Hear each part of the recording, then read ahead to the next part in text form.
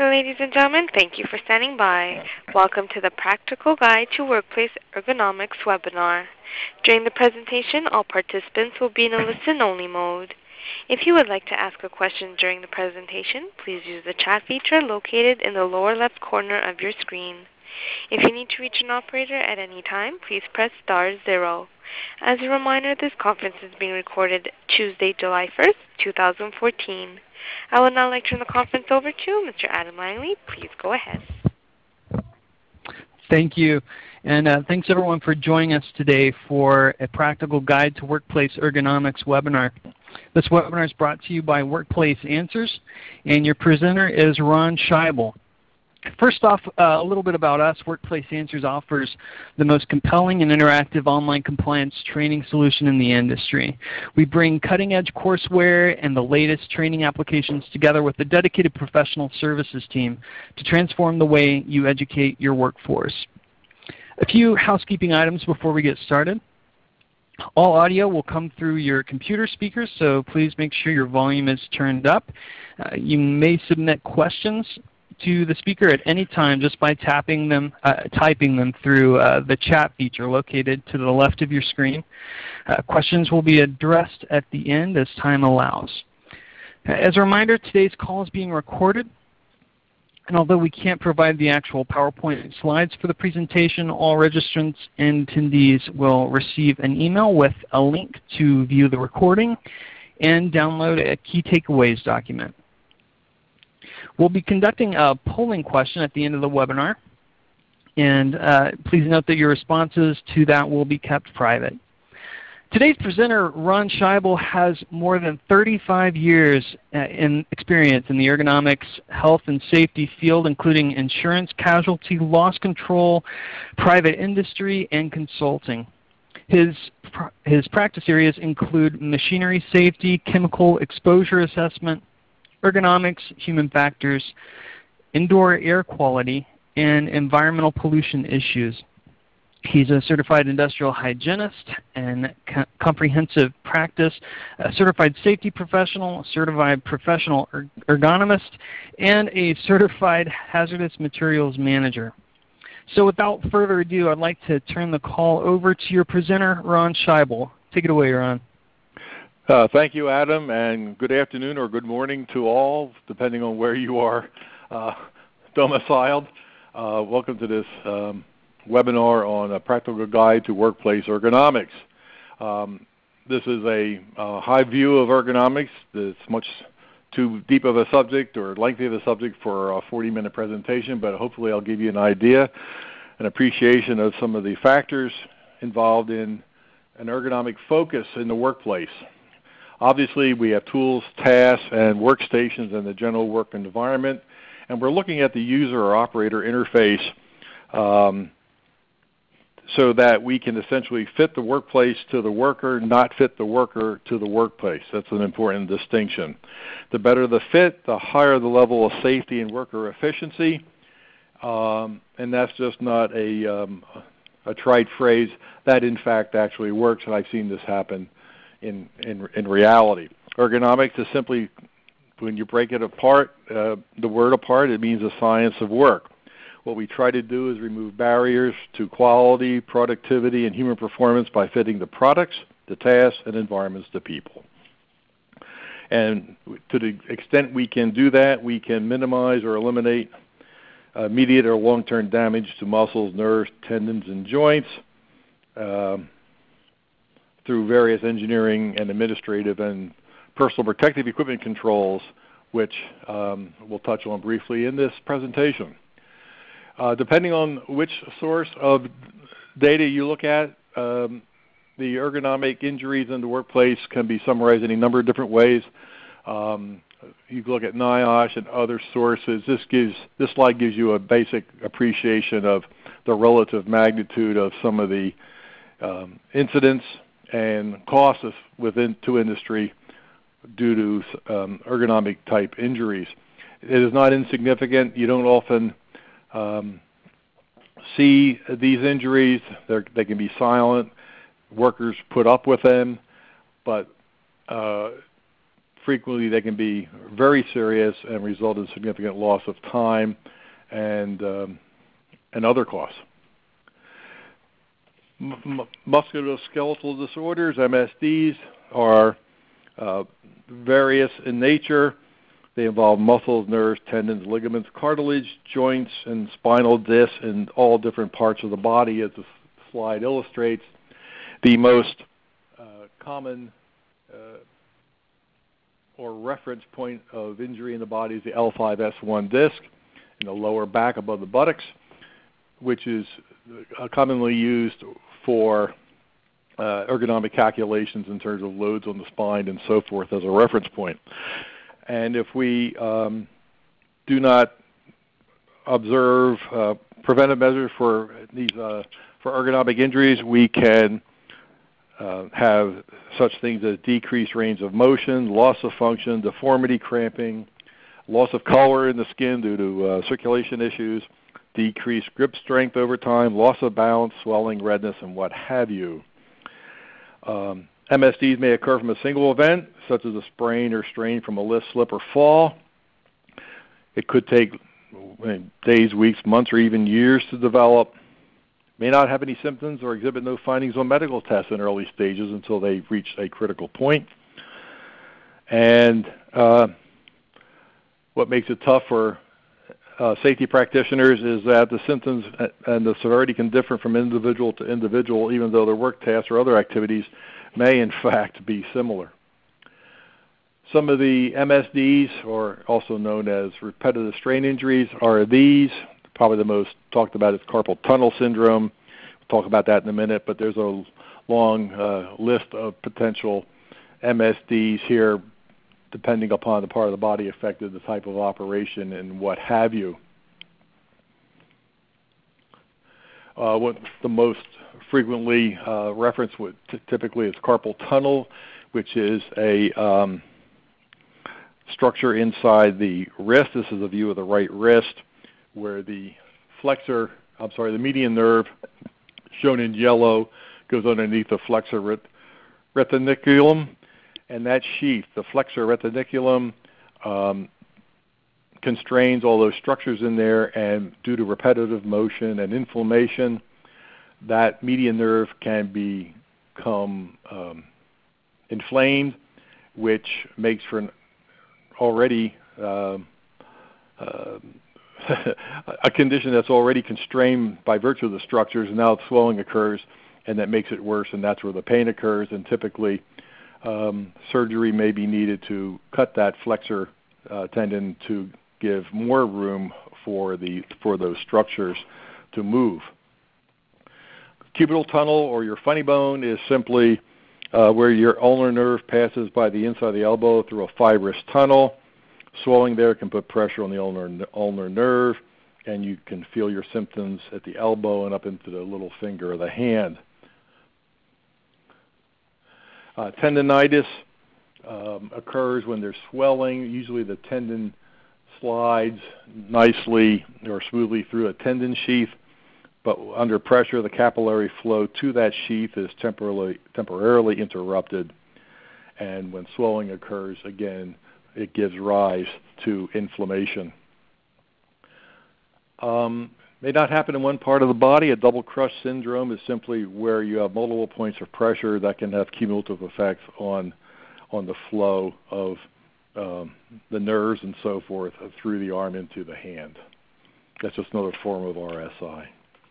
More practically speaking, so not trying to make this a medical course or anything, I tried to reduce this into a 5-step process for identifying workplace musculoskeletal disorder hazards. And actually this is based upon information from the Washington State Department of Labor and Industries. And at the back of this presentation, there are some selected internet resources, and that Washington State has some of the, I think, the best resources for ergonomics, as I'll be constantly referring to. First step, I would suggest, and there's nothing cast in stone about this, but this is, to me, a logical flow of doing a hazard assessment for any kind of a hazard in the industry. What jobs may have hazards where you work?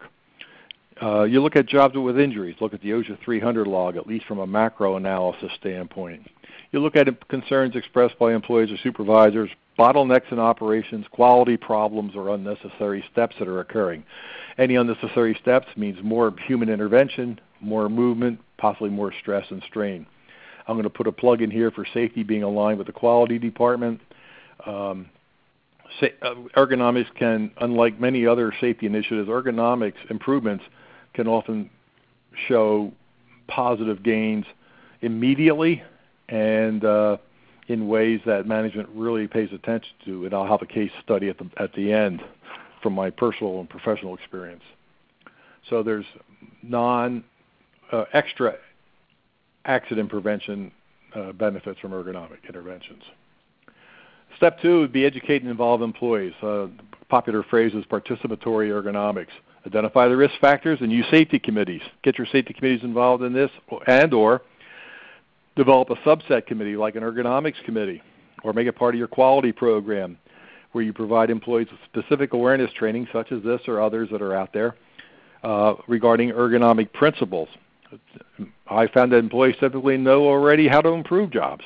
They're working with it every day.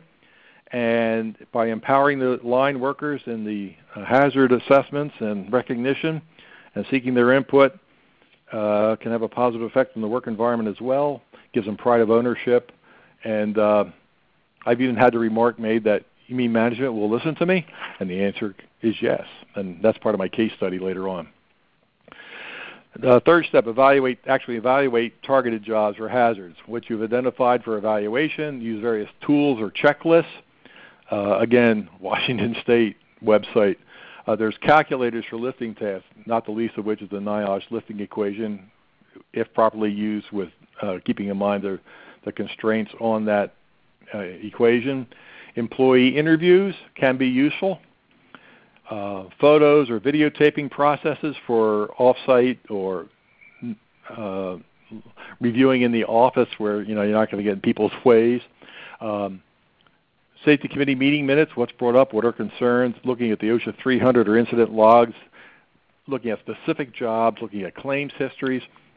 And I jumped over symptom surveys. Some people do them, but if you start asking people, does your back hurt? You can imagine the response. Yeah, it does. Is it related to work? Maybe not. Use symptom surveys judiciously and with a proverbial grain of salt, I would suggest. Then evaluate jobs or hazards, conducting interviews. Talking to people, not a symptom survey, but just talking to people is very valuable. Ask straightforward questions. Look for honest responses. How long does the job take? Why do you do it this way? Do you get tired or feel any discomfort? That's a cautionary question. And more importantly, any ways to do the job better. Ask supervisors the same things. Where are your bottlenecks or your quality problems? Again, trying to make the supervisor look good. Help him get rid of some of the headaches he has in terms of production. Are there jobs that people do not like to do, such as entry-level jobs? How can we make these entry-level jobs better so we don't have turnover consistently, because it's typically a grunt-level type work, perhaps, that more senior people don't have to do, but it doesn't mean it has to stay that way. Evaluate jobs or hazards using checklists, and these abound on the Internet, elsewhere. And these are just quick ways of doing a plant walkthrough or a casual job study to see if more review is needed. Evaluate jobs for lifting. The lifting calculator by NIOSH or the Washington State website with very little information, good information, like weight of item, like you see on the slide, lifting frequency, duration of lifts, and do they twist.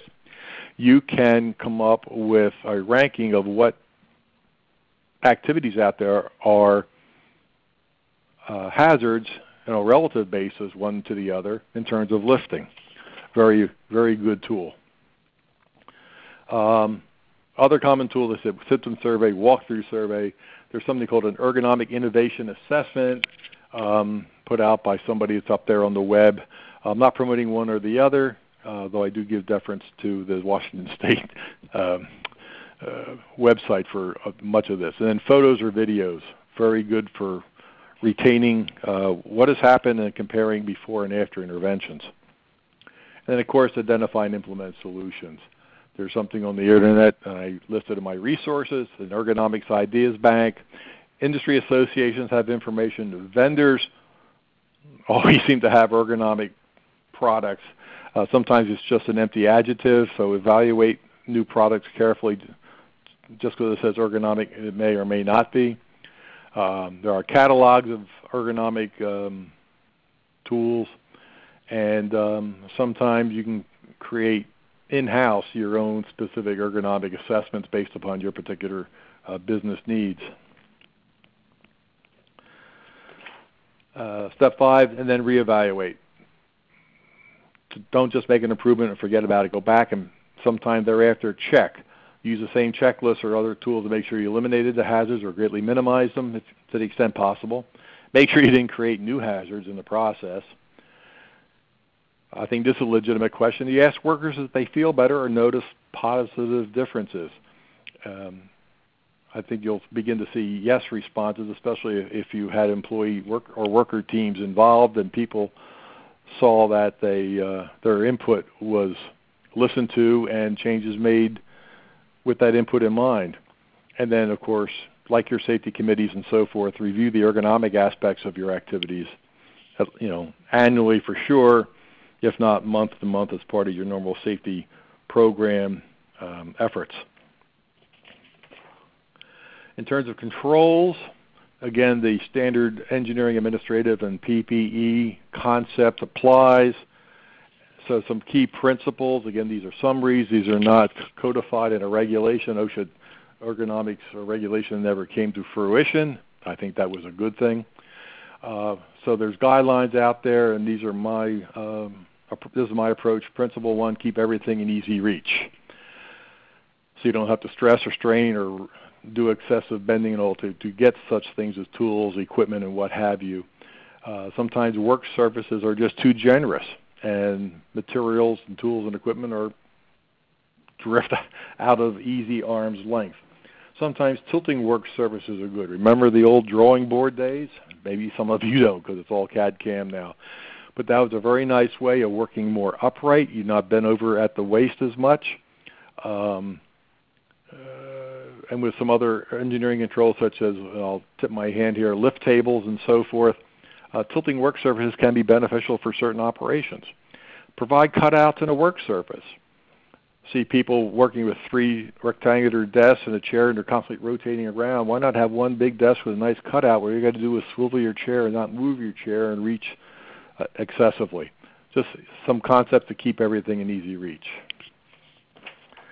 Chutes and hoppers also help. Just a matter of, spring-loaded bins, lazy students. Bring one in from home and put it in your workplace for some workers. Workstation setup. You hear a lot about neutral posture. It's a good conversational word. Neutral posture means simply things with it that are normal to the posture of the human body. Typically, it's like elbows parallel to the floor, upright back, etc. And you want to maintain as much of a neutral posture and working within your normal range of motion as you can. In the office environment, where's your accessories such as these things listed on the screen? Are they easy to get with, or do you have to do a lot of maneuvering to get to your more commonly accessed tools and equipment, which creates extra motion, wasted motion, loss of productivity, and perhaps some stress and strain? Another principle is work at proper heights. Work at elbow height, and account for the type of work. If it's a lighter object, you can have that work performed at a higher distance off the floor, perhaps. If it's heavier, it should be at a lower height, so you're not lifting and bending and so forth and using the back. Sometimes counterweighted tools are good, so that the tool retracts up out of the way when not needed, but it's within easy reach and is easy to pull down, such as an inline screwdriver for assembly operations and what have you. You see in the diagram the old engineering drawing board type of thing, and they have these sit-stand stools where you can actually sit, but with stand, but with some support under the buttocks.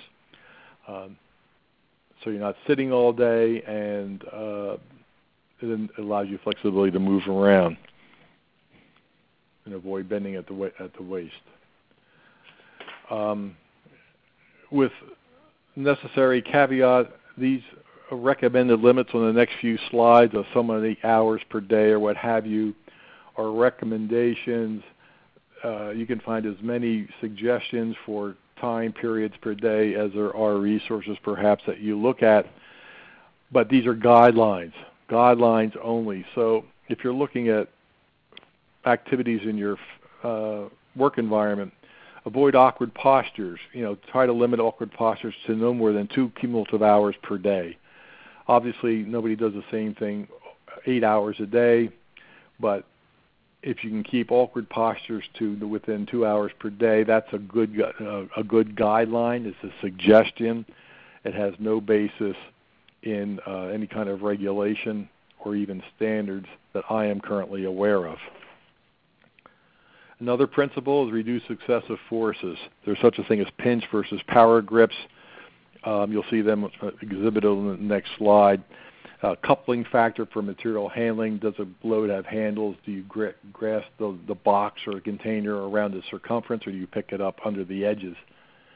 Hand tool span. See a lot of hand tools that have much too big a hand, especially the same tools you use for men versus women.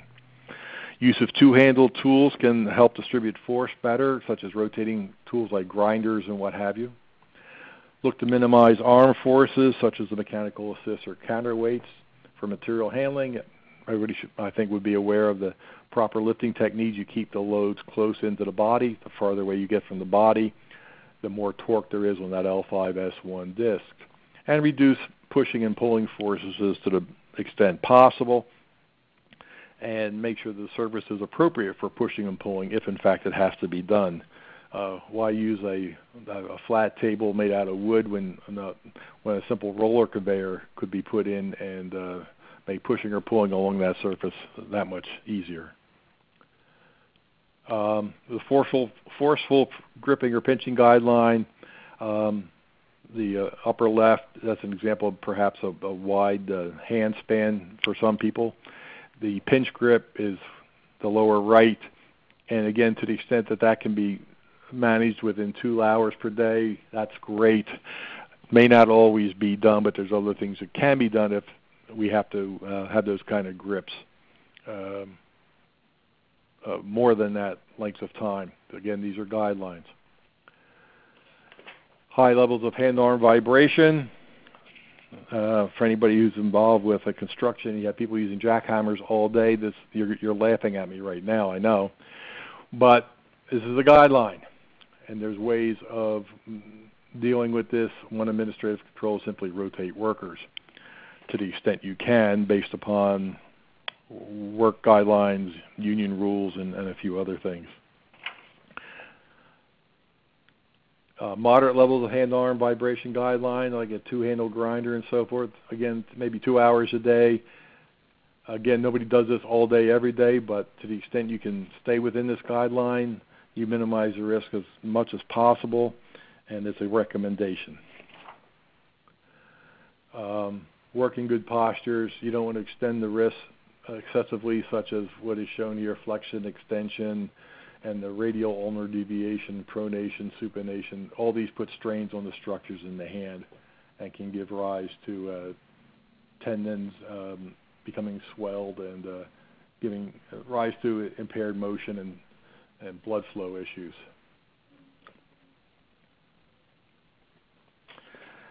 A heavy lifting guideline, and these abound too. I mean, NIOSH has one that says men shouldn't lift more than 50 pounds on average through the day on an occasional basis, and women no more than 40 pounds. Washington State says 75. Again, guidelines, don't take these to the bank, but you look for what are people lifting? Okay, they're lifting things. How much? Good spring scale or industrial scale in the plant, measure these things up so you have an idea of what they're doing, and then a little bit of a time motion study perhaps. How often are they doing it? And factor this into your assessment. Another heavy lifting guideline, 55 pounds, not more than 10 times a day. These guidelines are supposedly constructed with consideration for the work-rest regimen, so much activity with so many minutes of rest in between to allow for the recovery of the body. Again, guidelines. Awkward lifting guideline, 25 pounds 25 times a day. That's below the knees or above the shoulders or at arm's length. Again, guidelines. Simply, these things are out there, and you should be aware of it to the extent they can be factored into your environment and made a part of your ergonomic assessment and safety improvements. Frequent lifting guideline, all right, 10 pounds, 2 hours a day, 2 times a minute. I would really suggest you, the audience, look at the NIOSH lifting equation at cdc.gov/NIOSH and use that as your guideline with certain constraints on the use of that. But that is a very good way to estimate the relative risk of a certain set of lifting parameters versus perhaps another method or 2 or 3 of doing the same thing. The lower the relative risk number from that equation, the relatively more safe, quote unquote, the job is compared to the other iterations. Fifth principle, reduce excessive repetition. Again, it could be with the neck, shoulders, elbows, wrists, hands. You try to want to minimize that as much as possible. Really hard to do in the food industry. Vegetables, poultry, meat, whatever it is. To the extent you can have power-assisted tools do it, or things that can be picked up and placed versus slid. We're always looking to force posture and repetitions, and the raising and lowering of the arm over and over again is what we want to avoid to the greatest extent possible. A lot of workplace layout comes into play here, if at all possible to do. Keying and hand movements guideline, 4 hours a day.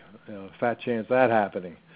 But there are things that can be done with input devices, keyboards, mouse pads, and other administrative controls with respect to keying.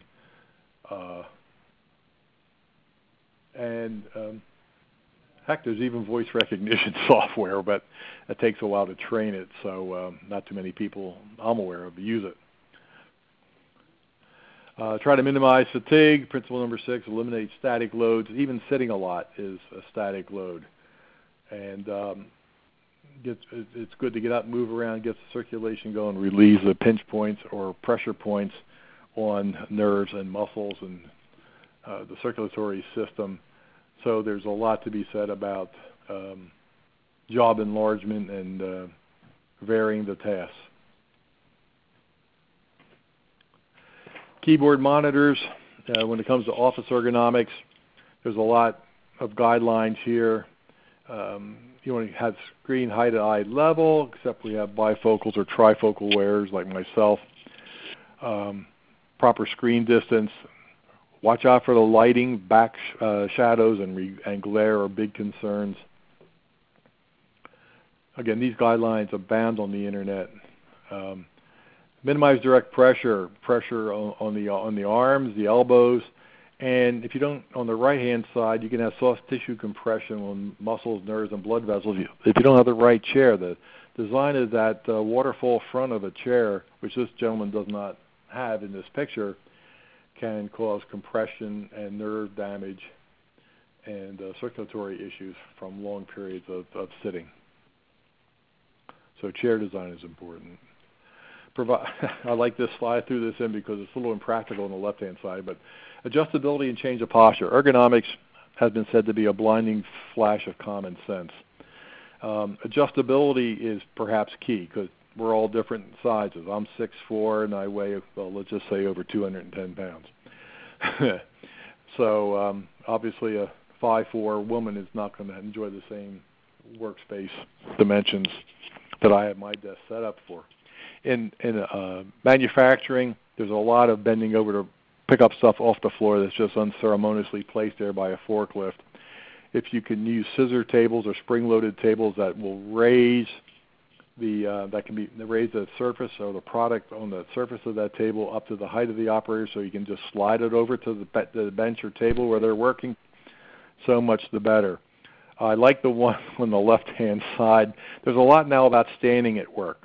You burn more calories if you listen to Dr. Oz, and so forth. I'm not so sure about walking on a treadmill, especially if it's powered, or sitting on an exercise ball. You can fall off and crack your head open. But I saw that and I just kind of grinned. So standard disclaimers apply for the work arrangement on the left-hand side. But the main thing is adjustability, design for adjustability, and allow for alternate postures so you're not in the same restrictive posture all the time. And speaking of restrictive postures, provide proper clearance and access. Nothing worse than being cramped.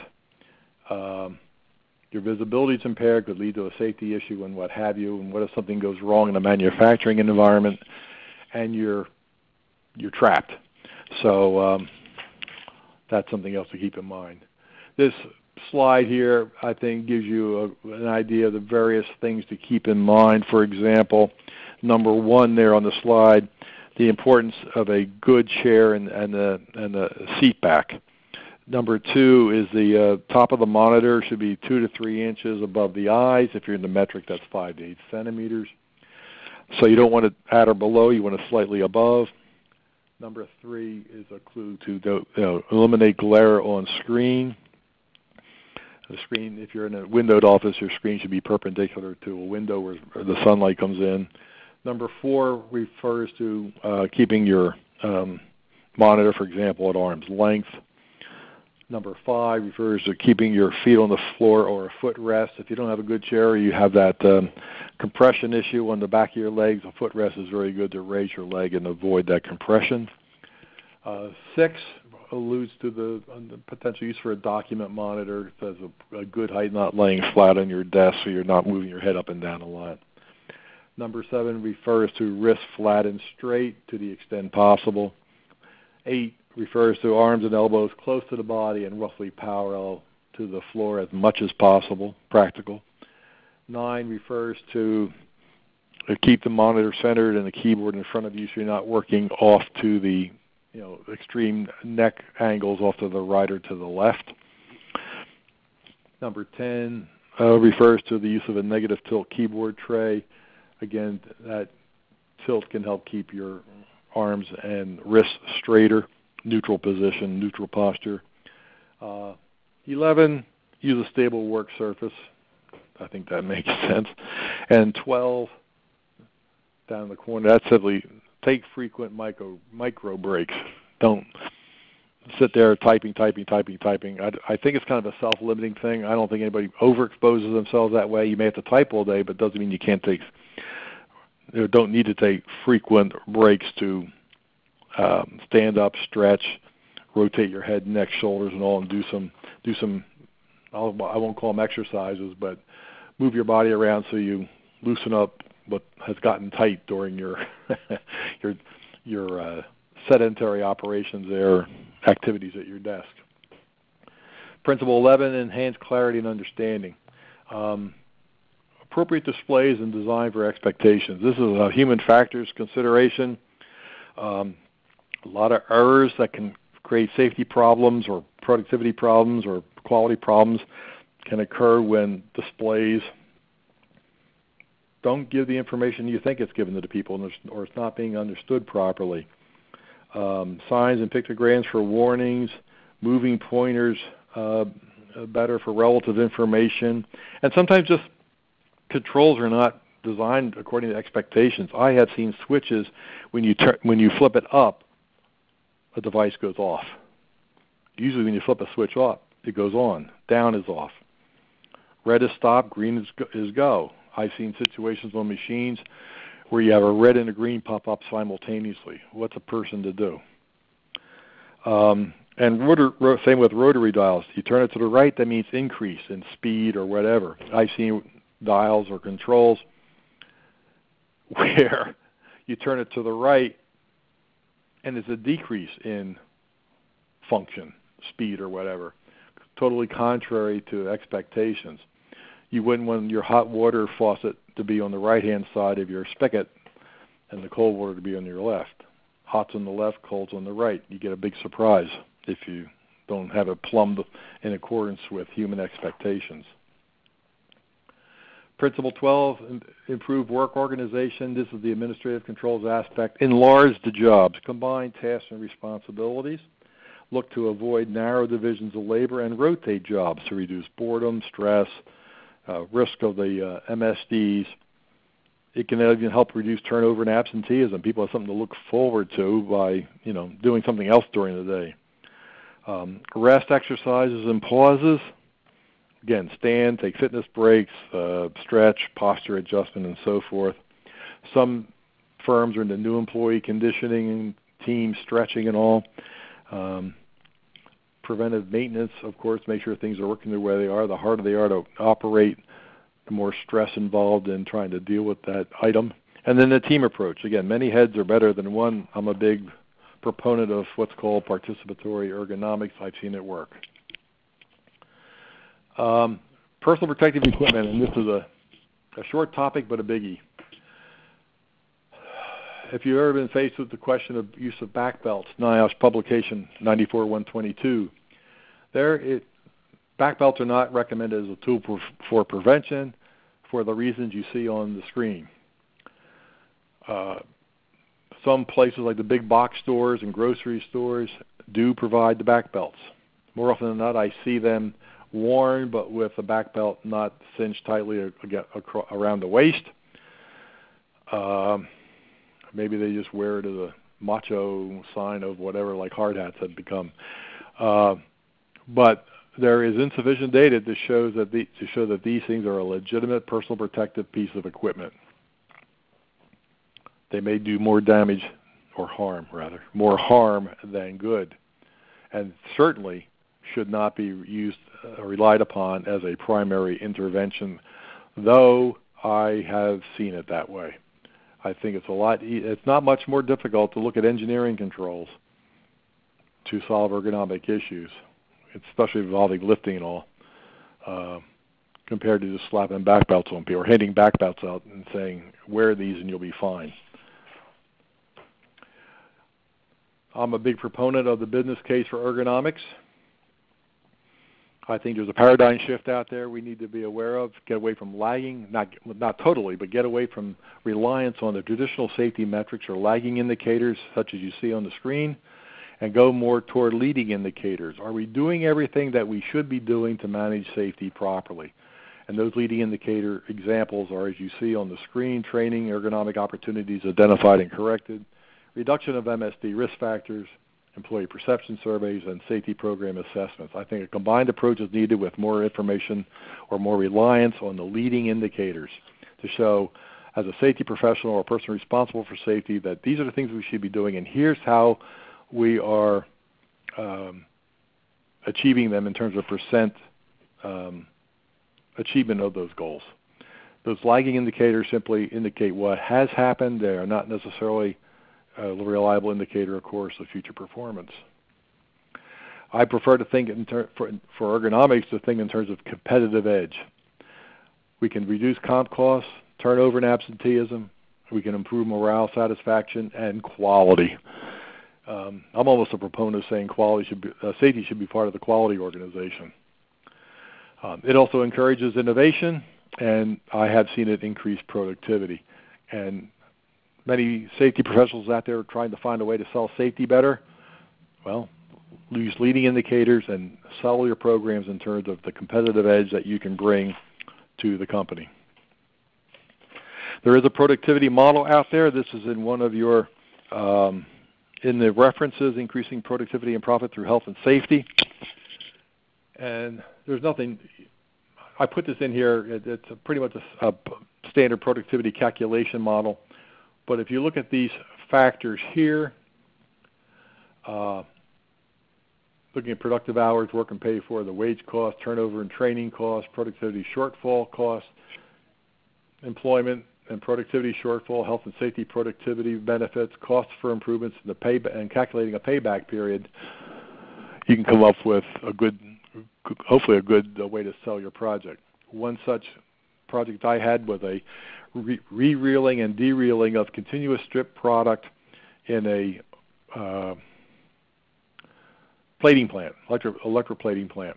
Entry-level job. Person sat at a device something like this, and their right hand, they wore leather palm gloves, their right hand guided metal strip onto the reel, and then their left hand held the strip against, it was a conical reel, not round like this, a cylinder, a conical reel to make sure that the strip was tightly pressed against the preceding wrap that was on there. Entry-level job, tremendous job dissatisfaction, tremendous turnover, couldn't keep people in there. There were quality issues. The strip wasn't round tight. We weren't getting the right number of wraps per coil, etc. So they started an ergonomic approach. A maintenance person got wind of this, and he's the one that said to me, "Are they really going to listen to me?" I said, "Yeah, Joe. What do you got?" He said, "I've been working this on my lunch hour in the lunchroom on a napkin, and I think this will work." They turned him loose on it. He was tickled. $800 in cost, fabbed in-house, $160,000 payback because we got rid of 2 people on each of the couple 3 lines, but we didn't terminate them. They were used elsewhere, so the plant manager did not have to hire anybody else. Payback was immediate. Safety improvements, more importantly, quality and productivity. Plant manager couldn't believe it. The quality department couldn't believe it. That's when they started talking to us in the safety department about partnering. Here are some references. I referenced the OSHA Ergonomics Program, the final rule. If you don't have it, you should get it. There's some great resources in there, even though the rule is not, has been rescinded. The next one is by the American Conference of Governmental Industrial Hygienists, has some good parameters in there. The increasing productivity and profit through health and safety is one I cited when it looks at the productivity model. The Kodak books on ergonomic design for people at work are useful. There's other volumes, a more recent one than the one I have. And Mike Burke has an applied ergonomics handbook, which can be useful. These are just selected. Here's some selected internet resources. OSHA, NIOSH, there's that Washington State and Oregon State. But the Washington State Department of Labor and Industries, lni.wa.gov. If you're really into ergonomics, go there, park yourself on that website, explore that website. A lot of good stuff. Happy work to everybody. And I think we're within the 40 minutes of the presentation, and I guess I'll turn it over to you, Andrew, in terms of what happens next. Thanks a lot, Ron. Great presentation for us, and you nailed the timing. It's really impressive. All right. Do we have any questions coming in? I know one topic that's in blogs, showing up in blogs, productivity blogs, and it's kind of a hot topic right now is standing desks. And there's some people who argue for standing desks, some people argue against standing desks. I was just curious what your thoughts on standing desks are, and if there's any particular things that people should keep in mind if they're considering moving to a standing desk. What do you think, Ron? A couple people where at our firm here are doing it. They're all jury rigged with boxes and bookcase shelves across. It has to be adjustable. They have to be adjustable for you as a person. If any of our listening audience travels a lot, if you ever look at Sky Mall magazine, they got a really nice adjustable single or double monitor type of scissor type adjustable tabletop arrangement. $300, but the main thing is adjustability, because it has to be suitable for each person's individual height. Keeping in mind some of the things I said about 3 to 5 inches above horizontal and so forth. And you're going to get tired of standing, although it can be good, at times. Have a chair nearby, or get one of those sit-stand chairs, or those leaning type of things that I showed in one graphic there. So you are still standing, but you still have support for your buttocks to take some of the load off your legs. And you're still going to have to get up and move around because you can get tired standing. It all depends on what your desk work requires, but customize it, make it adjustable, make it work for you. But standing has been catching on in terms of fitness and burning more calories and what have you. It's a good alternative to sitting. It may not work for everybody, and it certainly may not work in a manufacturing or assembly line or something. It all depends. Right. Thanks, Ron. Oh, and by the way, I moved the slide to our little poll question. The question is, what's your interest level in online workplace safety and ergonomics training? Just click the button that is appropriate for you, or just leave it alone, and we'll progress it here at the end. We have another question come in from Patty. She asks, how do you handle situations when an employee has an injury away from work, but their work duties have aggravated the injury? Wow. Well, I think that's an opportunity to take a look at that job. First of all, have they been cleared to return to work? But you need to use this as an opportunity to see if you can make some ergonomic improvements that can minimize any stresses that may have been shown to have aggravated the injury. It's a form of accommodation. You can look at it as a form of accommodation. And so if I have hurt my back and I'm doing some material handling, are there mechanical engineering controls such as mechanical carts, scissor lift tables, or whatever the case may be, or an overhead hoist, or whatever the case may be, that may help eliminate or minimize the frequency or weight, W-E-I-G-H-T, of the load that I'm required to handle. You may find it's a good model for everybody else too. So you have to make sure the person is medically cleared to come back to work. But if there's the allegation that work aggravated it, what's the truth of the allegation? And you may not even worry about the truth of it. You say, well, let's use this as an opportunity to go out there and just look at that job. There may be opportunities. I don't know if that answers the question or not, but that's the best I can do in the spur of the moment. Right. I think you did a good job. So any other questions anybody has? Now's your chance. If you'd like to hear more about our online training and safety and ergonomic solutions, click that little button for I'd like to schedule a product demo. One of our product consultants can get in touch with you to schedule a demo. All right. Any other questions here? We did have an internal question. Somebody was asking, could you give us a little more information on participatory ergonomics and why you think that's the way to go? Well, again, the key to participatory ergonomics is pretty much what you're doing anyway, or should be doing with regard to safety, with your safety committees, safety training, getting people involved and getting them to buy into the process. Participatory ergonomics is extending that into ergonomic teams, whether it be a separate ergonomic committee or breaking it into ergonomic groups of employees in work cells looking at ergonomics, where you train people as leaders and you distribute this knowledge down into the work cells and have them responsible on a team basis to look at jobs, like one job a month.